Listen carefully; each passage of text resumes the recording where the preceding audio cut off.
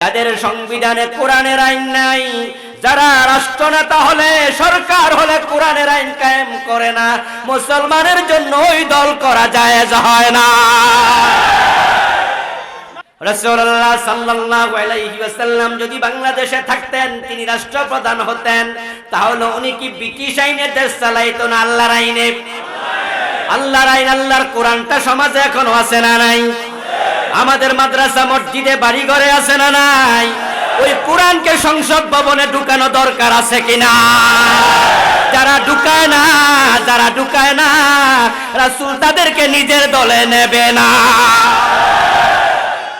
জায়গা জমিন বাড়ি গাড়ি এগুলো নিয়ে খুশি হয়ে গেলেন, আখিরাত ভুলে গেলেন। আপনি মরে যখন যাবেন, চোখ যখন বন্ধ হয়ে যাবে, আপনার কোটি টাকা ব্যাংকে পড়ে থাকবে, সাথে যাবে কত? কথা বলুন। টাকা যাবে? কাফনের কাপড়ে পকেট থাকে। দুনিয়ার টাকা কবরে কোনো কাজে লাগবে? ওই টাকা ছিল, কিন্তু আপনার এখন কোনো টাকা আর নাই। চোখ বন্ধ হওয়ার পরে তোমার বিয়োগ হয়ে গেল। আমরা যখন মরে যাই তখন দুনিয়া থেকে আমাদের যোগ হয় না বিয়োগ হয়? কথা বলেন। আপনি মরে গেলেন, আপনি হলেন বিয়োগ, কিন্তু আপনার যোগ করা যত সম্পদ ছিল সব হবে ভাগ। তিনটা জিনিস এখানে আসবে। আপনি হলেন বিয়োগ। পুরা জীবনে যা যোগ করছিলেন, জমা করছিলেন, ছেলে নেবে, মেয়ে নেবে, বউ নেবে, আত্মীয়রা নেবে, সেগুলা বাদ হয়ে যাবে। কিন্তু আপনার আমল নামায় আপনার শুধু আমলগুলো থাকবে, দুনিয়ার একটা টাকাও সাথে আর। আপনি বিয়োগ হয়ে গেলেন, চোখ বন্ধ হয়ে গেল। এমপি হন আর মন্ত্রী হন, চেয়ারম্যান হন আর মেম্বার হন, এলাকা আপনার আসন শূন্য ঘোষণা করা হবে, আপনার হাতে ক্ষমতা আর নাই। আপনার আত্মীয় স্বজন দলের সব লোক একসাথে হবে।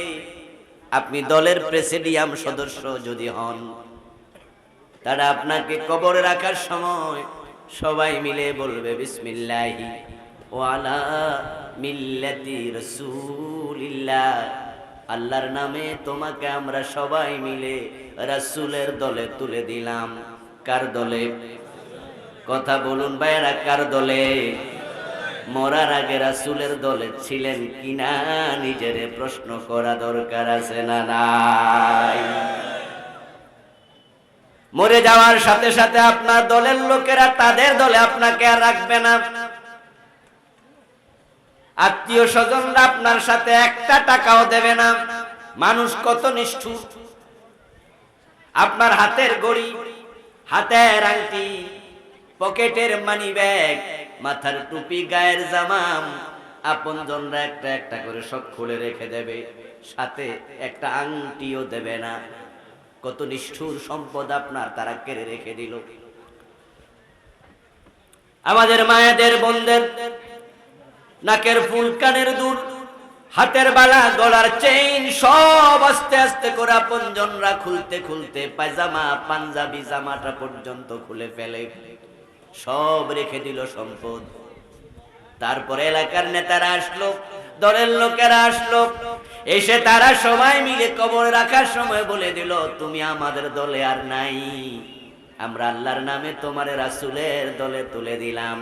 এখন মরার পরে রাসূলের দলে যেহেতু যেতেই হবে, রাসূলের দলে মরার আগে যাওয়া দরকার আছে না নাই? রাসূলের দল মানে হলো আল্লাহর কোরআনের দল। যাদের সংবিধানে কোরআনের আইন নাই, যারা রাষ্ট্রনেতা হলে সরকার হলে কোরআনের আইন কায়েম করে না, মুসলমানের জন্য ওই দল করা জায়েজ হয় না।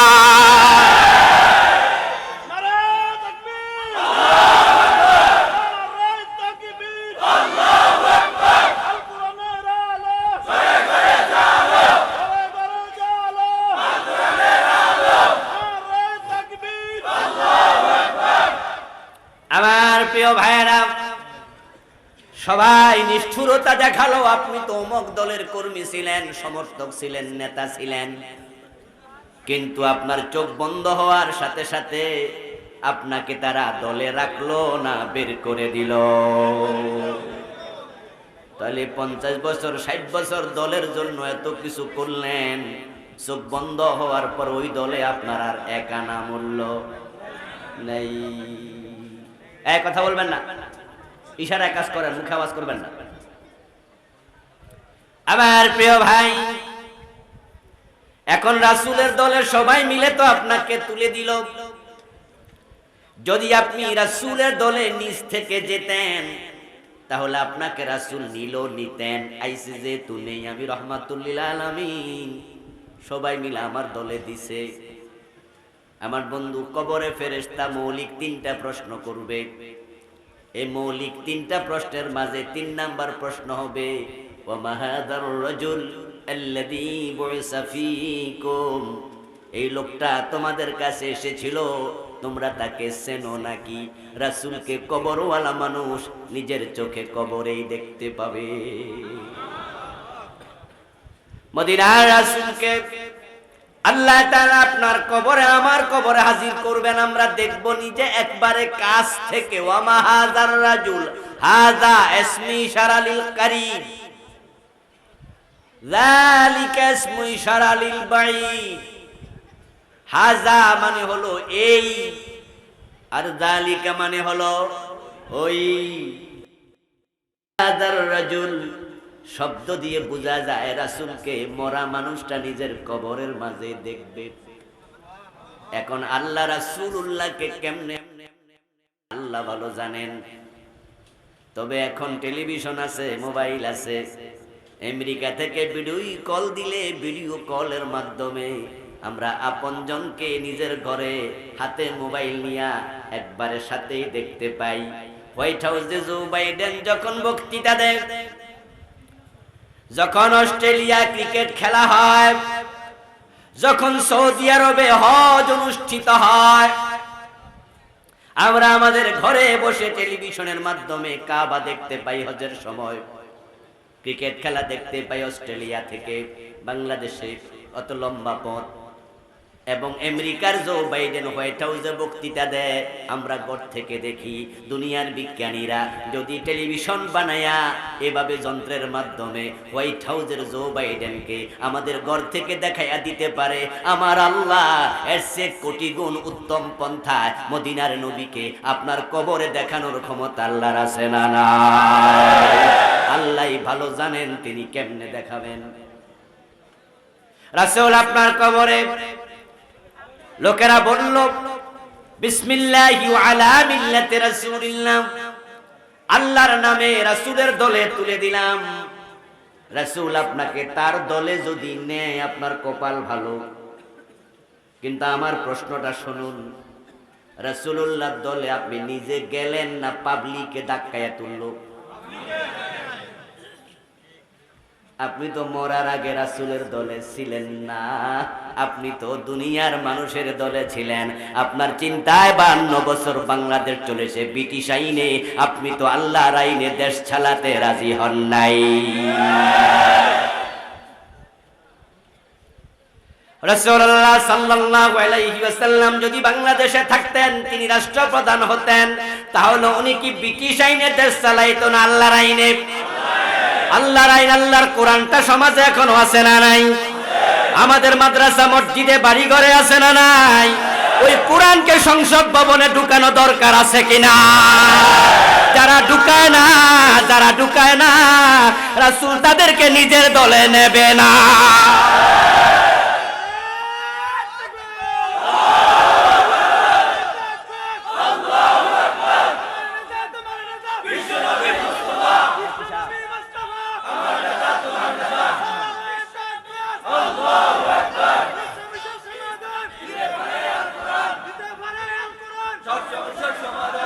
আমার প্রিয় ভাইয়েরা, যেই লোকটাকে সবাই মিলে বিসমিল্লাহ বলে রাসূলের দলে তুলে দিল, মরার আগে সে কি রাসূলের দলে আদৌ ছিল? এই প্রশ্নটা মাথায় রাখা দরকার আছে না নাই?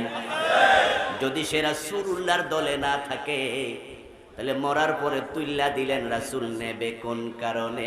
আপনি তো রাসূলের দলের লোক নন।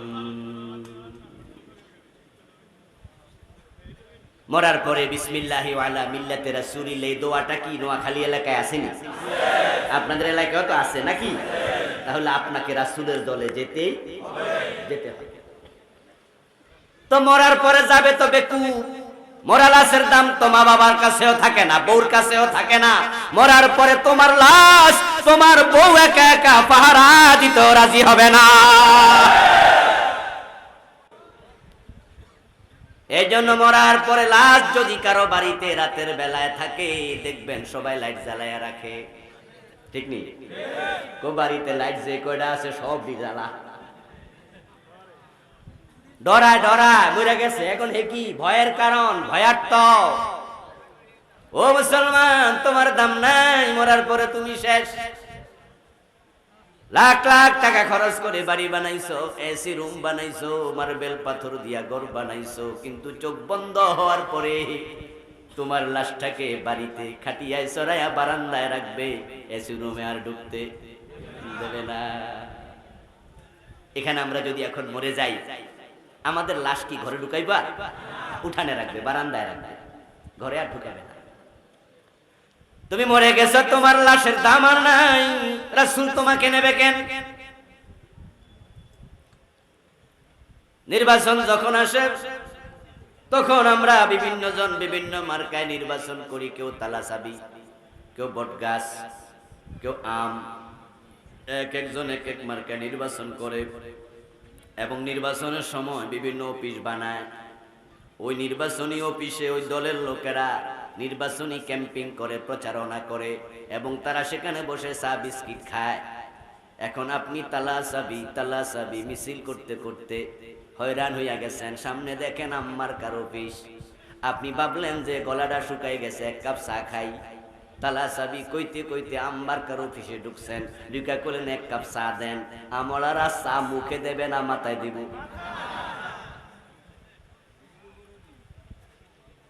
আমলারা বলবে মিছিল করছো যার, চা খাইবা তার। তুমি তালামার কার অফিসে যাও, আম্মার কার অফিসে তুমি কেন আসলা? তুমি ব্যাক কল নাকি? এটা তো তোমার দলীয় অফিস না, এখানে তোমার জন্য চায়ের কোনো বাজেট নেই। আছে আছে আছে, তোমার তো এটা না জায়গা, তুমি ওইখানে যাও, ওখানে। আল্লাহর কাছে দল আছে দুইটা, একটার নাম হিজবুল্লাহ আর একটার নাম হিজবুশ শয়তান। একটা হলো আল্লাহ আমার নিজের দল, আর একটা শয়তানের দল। এখন যারা কোরআনের আইনের পক্ষে নাই, তারা আল্লাহর দলের লোক না শয়তানের দলের লোক? তাহলে আপনাকে রাসূল কেন নেবে? রাসূলের দলে শয়তানের দলের লোক তো রাসূল নিজের দলে নেয়ার কথা নয়।